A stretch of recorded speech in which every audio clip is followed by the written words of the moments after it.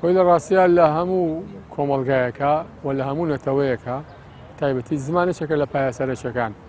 و لە هەموو دەسەڵاتێکا کە دەسەڵاتێکی نیشتیمانی بێ لە خەمی خاک و نەتەوە و زمان و کولتور و بەهاکانی کۆمەڵگاکەیە بێ بە تایبەتی پەیوەست بە زمانەوە بێ سیاسەتی زمانی هەبێ و پلانی زمانی هەبێ.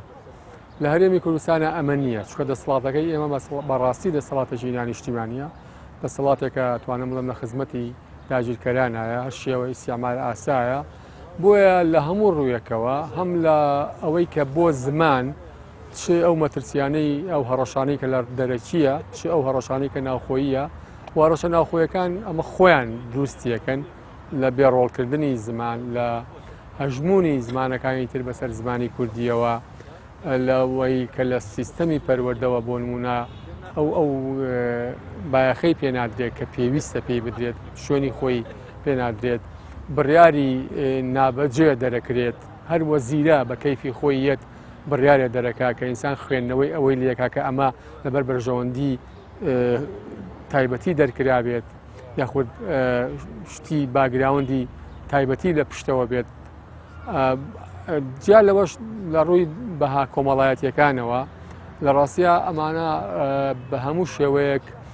کار لەسەر تێکدانی بەها کۆمەڵایەتیەکانەکەن وەکوتم ڕۆڵی ئیسیعمارە بینن، هەر دەسەڵاتێکیش ڕۆڵی ئیسیعماری بینی بێگومان لە خەمی نیشتیمانە نابێت، لە خەمی زمانە نابێت، لە خەمی کولتورە نابێت،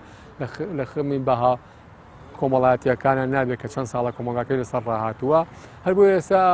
دەرەنجامی ئەوە بینی کە خەڵک وەکو کاردانەوەیەک لە بەرامبەر ئەم دەسەڵاتە ئەڵێت هەچ کەسێک دی حکومانەکە بێ حکومانکە تەنها ئەمانە نەبن. ئەمە چییە؟ ئەمە دەرخەری ئەوەیە کە خەڵک ئەم دەسەڵاتە بە دەسەڵاتێکی نیشتیمانی نازانێت، بە دەسەڵاتێکی نازانێت لە خزمەتی خاکا بێ، لە خزمەتی زمانە بێ، لە خزمەتی کولتورا بێ، لە خزمەتی بەها کۆمەڵاتەکانە بێ و دەسەڵاتێکیشم توانای ئەوەیان نییە لە بەرامبەر دەرەوە بەرگری لە خاک و سەروەری هەرێمی کوردستانکەن. ئەوە تا بۆ نمونە زاخۆ بۆ باوەڕانەکرێ لە باتیەوەی هەڵوەستیان هەبێ ئەی خەنە ملی حیزبێکی باکووری کوردستان.